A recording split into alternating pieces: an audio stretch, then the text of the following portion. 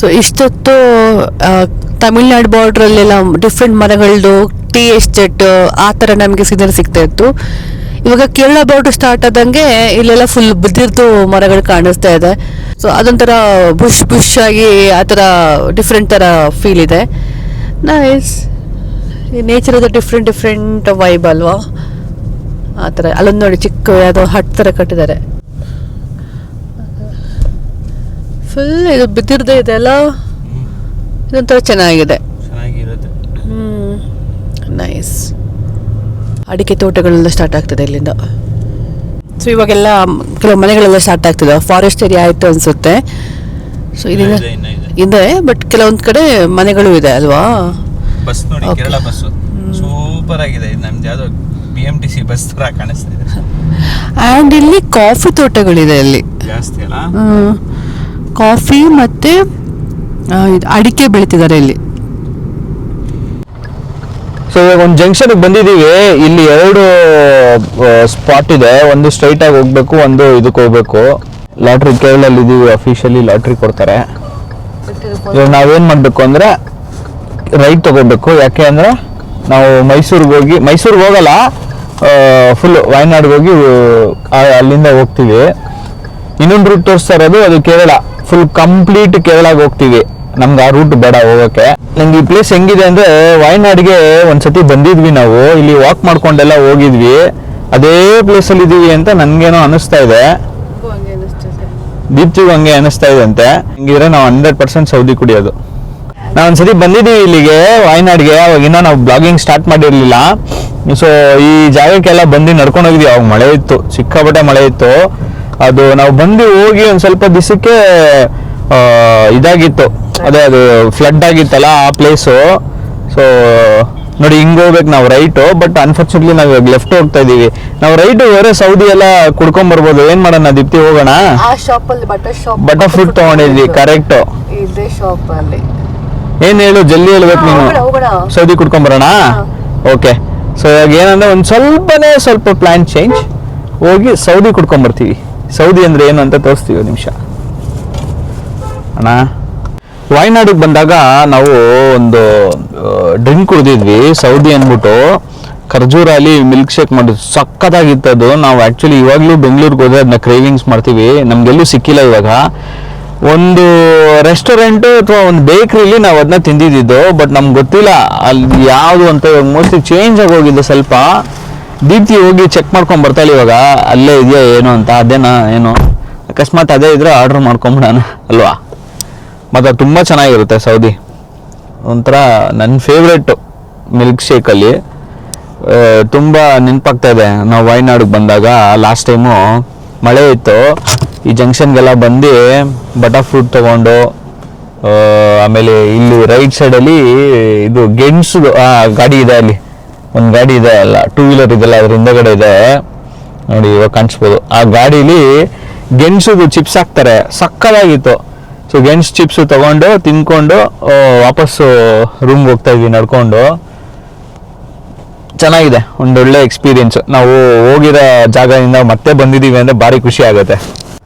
ಗಾಡಿ ನಾನೇನು ರಾಂಗಾಗಿ ಪಾರ್ಕ್ ಮಾಡಿದ್ದೀನಿ ಏನೋ ಗೊತ್ತಿಲ್ಲ, ನೋಡಬೇಕು ಏನಾಗುತ್ತೆ ಅಂತ. ದೀಪ್ತಿ ಬಂದು ಇದೆ ಅಂತೆ, ಸೌದಿ ಇದೆ. ಓಕೆ, ತೋರಿಸ್ತೀನಿ ರೀ. ಚೆಸ್ ನಾವು ಹುಡುಕ್ತಾ ಇದ್ದು ಹೋಟೆಲ್ ಇದೆ. ಹೋಟೆಲ್ಗೆ ಬಂದ್ವಿ, ಅದೇ ಬೇಕ್ರಿ ಟೈಪ್. ನಮ್ಮ ಫೇವ್ರೇಟು ಫುಡ್ ಆರ್ಡ್ರ್ ಮಾಡಿದ್ವಿ. ಬರೋಷ್ಟರಲ್ಲಿ ನಾನು ತಿನ್ನೋಣ ಅಂದ್ಬಿಟ್ಟು ಈ ಬನ್ನು ತೊಗೊಂಡು ತಿಂತಾಯಿದ್ದೀನಿ. ಸಕ್ಕತ್ತಾಗಿದೆ. ಮಧ್ಯದಲ್ಲಿ ಕೇಸರಿ ಬಾತ್ ಥರ ಇದೆ, ಬಟ್ ಕೇಸರಿ ಬಾತ್ ಅಲ್ಲ, ತುಂಬ ಚೆನ್ನಾಗಿದೆ. ಸೌದಿ ಬರೀ ತೋರಿಸ್ತೀನಿ ಹೆಂಗಿದೆ ಅಂತ. ದೀಪ್ತಿ ತೊಗೊಂಬರ್ದು ಸೌದಿ ಶೇಕ್. ಇದೇ ಆ ಸೌದಿ ಶೇಕು ನೋಡಿ, ಕ್ರೇಜಿಯಾಗಿದೆ.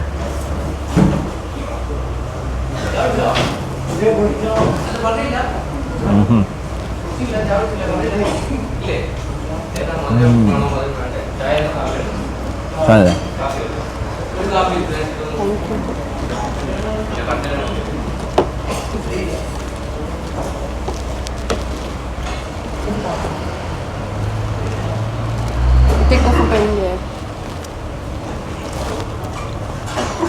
ಹಂಗೆ ಕಟ್ಲೆಟ್ ಆರ್ಡ್ರ್ ಮಾಡ್ಕೊಂಡ್ವಿ.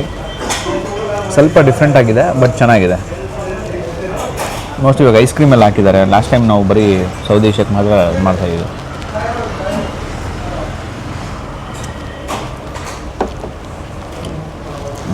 ನಿಮ್ಗೆ ಇಲ್ಲಿ ಕಾಣಿಸ್ಬೋದು ನೋಡಿ, ಇದೆಲ್ಲ ಡೇಟ್ಸದು, ಅದು ಬಂದು ಸೆಟ್ಲ್ ಆಗಿರೋದು.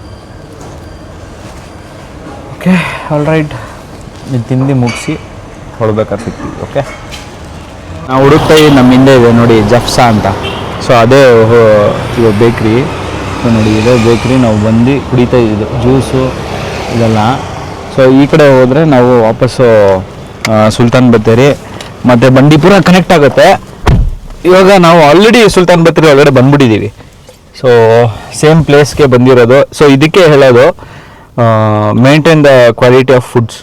ಹುಡ್ಕೊಂಬರ್ತಾರೆ ಜನ. ನಾವು ನೋಡಿ 2 years ಆದಮೇಲೆ ಸೇಮ್ ಸ್ಪಾಟಿಗೆ ಹೋಟೆಲ್ಗೆ ಮಿಲ್ಕ್ ಶೇಕು ಅಥವಾ ಅದು ಸೌದಿ ಏನು ಶೇಕ್ ಇದೆ ಅದನ್ನ ಕುಡಿಯೋಣ ಅಂತಲೇ ಬಂದಿದ್ದೀವಿ. ಇನ್ನೊಂದು ಖುಷಿ ಏನು ಅಂದರೆ ಹೋಟೆಲ್ ಇಂಪ್ರೂವ್ಮೆಂಟ್ ಆಗಿರೋದಕ್ಕೆ ಸಾಕ್ಷಿ ಅವರು ಹಾಸ್ಪಿಟಾಲಿಟಿ ಮತ್ತು ಫುಡ್ ಕ್ವಾಲಿಟಿ ಚೆನ್ನಾಗಿದೆ ಅಂತ. ಸ್ಟಾರ್ಟಿಂಗ್ ಬಂದಾಗ ಚಿಕ್ಕ ಪ್ಲೇಸ್ ಆಗಿತ್ತು ಮತ್ತು ತುಂಬ ಕ್ರೌಡೆಡ್ ಇರೋದು. ಇವಾಗ ಅದನ್ನೇ ದೊಡ್ಡದಾಗಿ ಎಸ್ಟಾಬ್ಲಿಷ್ ಮಾಡಿದ್ದಾರೆ. ಅಂದರೆ ಫುಡ್ ಕ್ವಾಲಿಟಿ ಮತ್ತು ಜನ ತುಂಬ ಇಷ್ಟಪಟ್ಟು ಸಪೋರ್ಟ್ ಮಾಡಿದ್ದಾರೆ ಅಂತ. ಸೊ ಇದೇ ಥರ ನೀವು ನಮಗೆ ಸಪೋರ್ಟ್ ಮಾಡಿ ಅಂತ ಕೇಳ್ತಾ, ನೀವು ಸಪೋರ್ಟ್ ಮಾಡ್ತಾ ಇದ್ರೆ ನಾವು ಜಾಸ್ತಿ ಬ್ಲಾಗ್ಸ್ ಮಾಡ್ತಾ ಒಳ್ಳೊಳ್ಳೆ ಪ್ಲೇಸ್ ವಿಸಿಟ್ ಮಾಡ್ತಾ ಇರ್ತೀವಿ. ನಾವು let's go to Mangalore.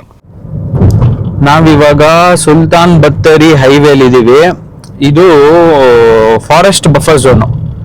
So forest buffer zone ಒಳಗಡೆ ನಾವು ಪಾಸ್ ಆಗಿ ನಾವು ನೆಕ್ಸ್ಟ್ ಎಲ್ಲಿಗೆ ಕನೆಕ್ಟ್ ಆಗ್ತೀವಿ ಅಂದರೆ ಪುಲ್ಪುಲಿ ರೋಡ್ ಅಂತ ಏನೋ ಸಮಥಿಂಗ್ ಏನೋ ಇದೆ, ಅಲ್ಲಿ ಕನೆಕ್ಟ್ ಆಗ್ತೀವಿ.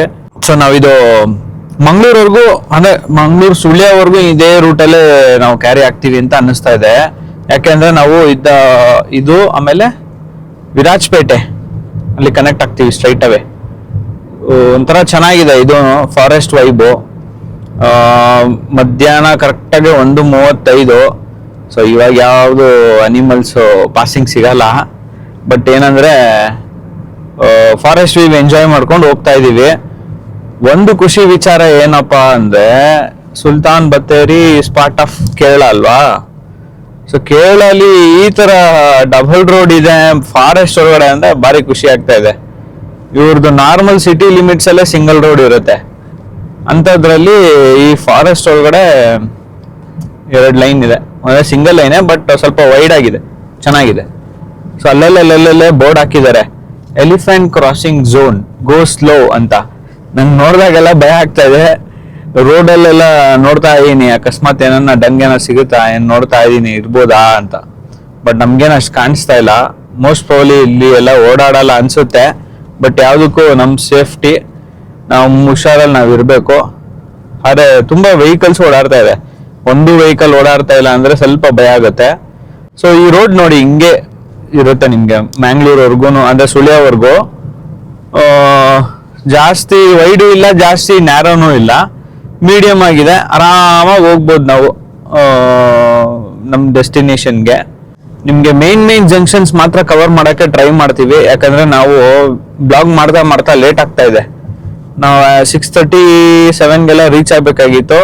ಇವಾಗ ನಾವು ಒಂದು ಕಡೆ ಅಲ್ಲಿ ಸುಲ್ತಾನ್ ಬತ್ತೇರಿಯಲ್ಲಿ ಒಂದು ಬೇಕ್ರಿಲಿ ನಿಲ್ಸಿದ್ವಲ್ಲ, ಅಲ್ಲೆಲ್ಲ ನಿಲ್ಲಿಸಿ ವಾಪಸ್ ಬಂದು ನೋಡೋಷ್ಟರಲ್ಲಿ 7:30 ತೋರಿಸ್ತಾ ಇದೆ ಎಸ್ಟಿಮೇಟೆಡ್ ಅರೈವಲ್ ಟೈಮು. ಬಟ್ ನಾವು 7 ಅಲ್ಲಿ ಇರಬೇಕಾಗಿತ್ತು. ಯಾನೂರು ಜಂಕ್ಷನ್ಗೆ ಬಂದಿದ್ದೀವಿ. ಯಾಕಂದರೆ ಮಲಯಾಳಂ ಇಲ್ಲೇ ಇದೀವಲ್ಲ ಕೇರಳಲ್ಲಿ, ಅದಕ್ಕೆ ಮಲಯಾಳಂಲ್ಲಿ ಹೇಳೋಣ ಅಂತ ಟ್ರೈ ಮಾಡ್ತಾಯಿದ್ದೀನಿ. ಯಾನೂರು ಜಂಕ್ಷನ್ಗೆ ಬಂದಿದ್ದೀವಿ. ಈ ಜಂಕ್ಷನಿಂದ ರೈಟ್ ತಗೊಂಡು ಹೋಗಬೇಕು. ಇದು ಯಾವ ರೂಟು ಏನು ಅಂತ ಗೊತ್ತಾಗ್ತಾ ಇಲ್ಲ, ಸ್ವಲ್ಪ ಚೆಕ್ ಮಾಡ್ತೀನಿ. ಬಟ್ ಇಲ್ಲಿಂದ 5 hours. So it's already 2 o'clock. ಪುಲ್ಪಲಿ ಈ ಊರ ಹೆಸರು ಪುಲ್ಪಲಿ, ಆಮೇಲೆ ಪುಲ್ಪಲಿ ಜಂಕ್ಷನ್ ಅದು. ಓಕೆ, ಜಾಸ್ತಿ ಹೊತ್ತು ಕಚ್ಕೊಂಡಿಲ್ಲ ನಾವು ಆ ಪುಲ್ಪಲಿ ಜಂಕ್ಷನಲ್ಲಿ. ಹೊಟ್ಬಿಟ್ವಿ, ಗ್ರೇಟ್ ಎಸ್ಕೇಪ್. ಸೊ ಅಲ್ಲಿಂದ ಬಂದು ಒಂದು ರೈಟ್ ಡಿವಿಯೇಷನ್ ತೊಗೊಂಡ್ವಿ ಪುಲ್ಪಲಿ ಜಂಕ್ಷನ್ ಹತ್ರ. ಇವಾಗ ತಿರ್ಗಾ ಇನ್ನೊಂದು 300 meters ಲೆಫ್ಟ್ ತಗೋಬೇಕು. ಇವಾಗ ನೋಡಿ ಈ ಜಂಕ್ಷನಿಂದ ನಾವು ಲೆಫ್ಟ್ ತಗೊಂಡು ಹೋಗ್ತಾ ಇದೀವಿ. ಅಯ್ಯೋ ಇವನು ಹಿಂಗೆ ಬರ್ತಾವನಲ್ಲಪ್ಪ. ಇನ್ನು ಲಾರಿ ಹೋಗ್ಬಿಟ್ಟು ಆ ಕಡೆ ಬಾಯ್ ಬಾಯ್, ಹೋಗ್ಲಾರೇನೆ.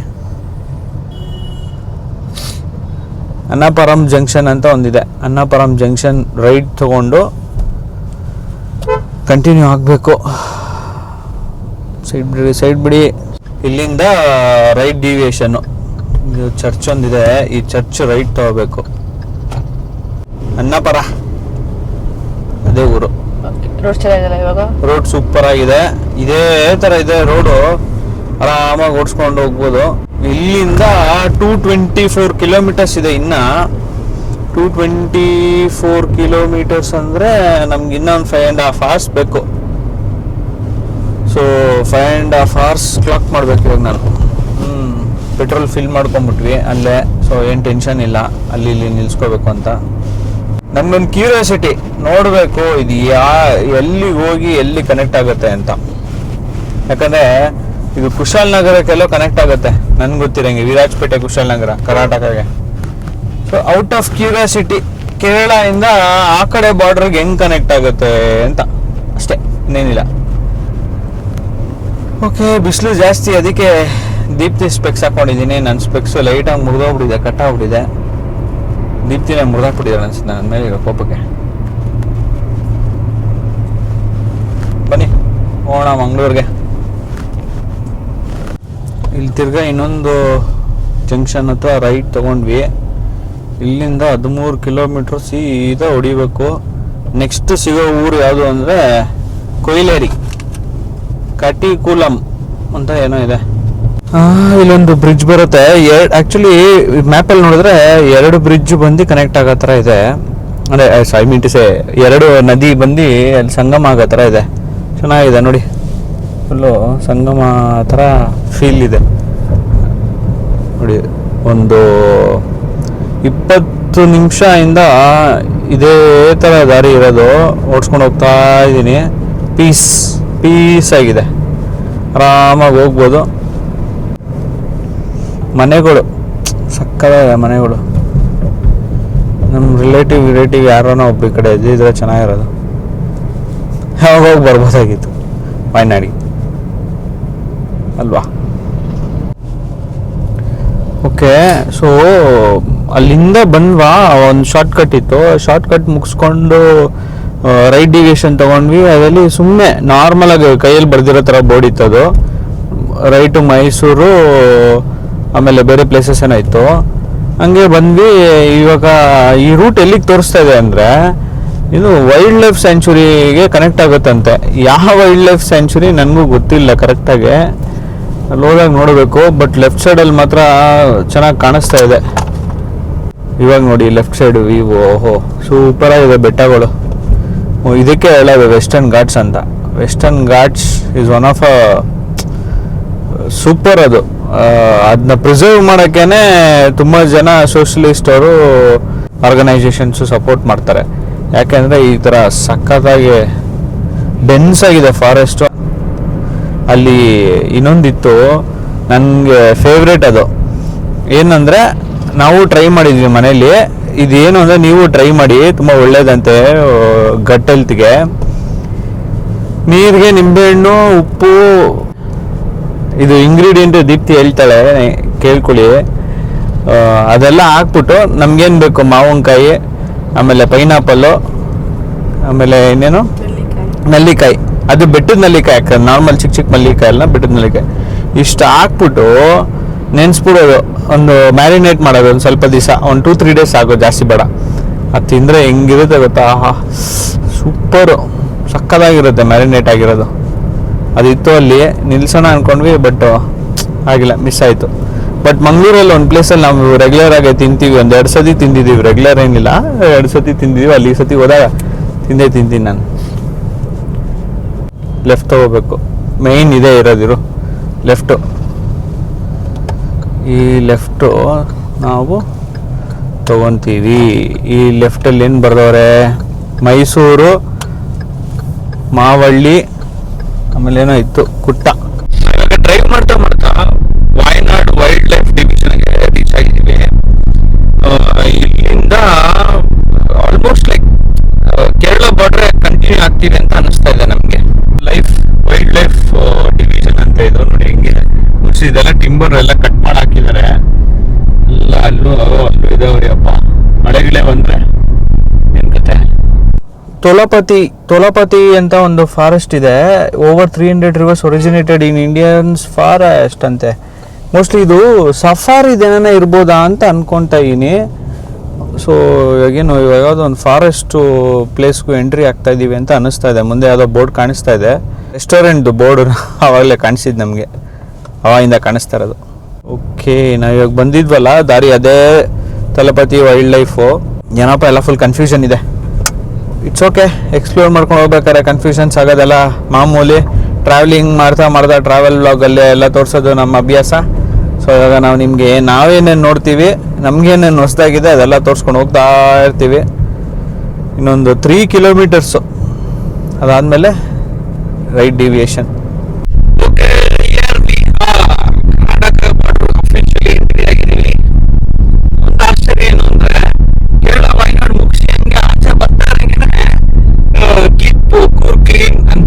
ಬೋರ್ಡ್ ಇತ್ತು. ನಾನು ಅದೇ ಅನ್ಕೊಂತ ಇದ್ದೆ ಅವಾಗಿಂದನು, ತುಂಬಾ ಗಾಡಿಗಳು ಓಡಾಡ್ತಾ ಇದೆ ಇಲ್ಲಿ. ಮೋಸ್ಟ್ಲಿ ಬಾರ್ಡರ್ ಅಲ್ಲೇ ಇದೀವಿ ಅಂತ ಅನ್ಕೊಂತ ಇದ್ದೆ. Yes, we are right, border ಅಲ್ಲೇ ಇದೀವಿ. ಕೂರ್ಗ್ ಮೋಸ್ಟ್ಲಿ ಕೂರ್ಗ್ ಬಂದ್ಬಿಟ್ಟಿದೀವಿ. ವಿರಾಜಪೇಟೆ ಕಂಪ್ಲೀಟ್ ಆಗಿ ಒಳಗಡೆ ಹೋಗಲ್ಲ. ನಾವೊಂದು ಫಸ್ಟ್ ಪ್ಲೇಸ್ಗೆ ಹೋಗಿದ್ವಿ, ಇನಿಕಾ ಅಂತ. ನೀವು ಅಥವಾ ಆ ವಿಡಿಯೋ ನೋಡಿಲ್ಲ ಅಂದ್ರೆ ನನ್ನ ಚಾನಲ್ ಅಲ್ಲಿ ನೋಡಿ. ಮೋಸ್ಟ್ ಪ್ರಾಬಬ್ಲಿ ಆ ರೂಟ್ ಅಲ್ಲಿ ಒಂದ್ಸತಿ ಹೇಳಿದ್ದ ಅದು ಫಾರೆಸ್ಟ್ ಆಮೇಲೆ ಕೇರಳ ಕಡೆಲ್ಲ ಕನೆಕ್ಟ್ ಆಗುತ್ತೆ ಅಂತ. ಸೊ ಆ ಪ್ಲೇಸ್ಗೆ ಹೋಗ್ಬೋದು ಅಂತ ನಾನು ಗೆಸ್ ಮಾಡ್ತಾ ಇದ್ದೀನಿ. ಅವ್ರು ಮಾಡ್ತಿದ್ದಾರೆ ನೋಡಿ, ಅದೆಲ್ಲ ಪೆಪ್ಪರು. ಆ ಪೆಪ್ಪರಿಂದ ಇದೆಲ್ಲ ಧೂಳು ಹಾಕ್ಬಿಟ್ಟಿದೆ. ಕಾಂಬಿಡಿ